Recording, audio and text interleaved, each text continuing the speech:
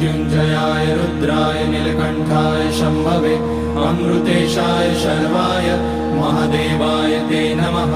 नमस्तेऽस्तु भगवन् विश्वेश्वराय महादेवाय त्र्यम्बकाय त्रिपुरान्तकाय त्रिकाग्निकालाय कालाग्निरुद्राय नीलकण्ठाय मृत्युञ्जयाय सर्वेश्वराय सदाशिवाय श्रीमान् महादेवाय नमः।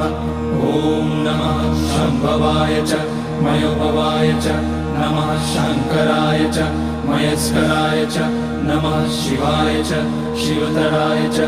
ॐ त्र्यम्बकं यजामहे सुगन्धिं पुष्टिवर्धनम् उर्वारुकमिव बन्धनान् मृत्योर्मुक्ष्यमामृतात्। नागेन्द्रहाराय त्रिलोचनाय भस्माकराय महेश्वराय नित्याय शुद्धाय दिगम्बराय तस्मै नकाराय नमः।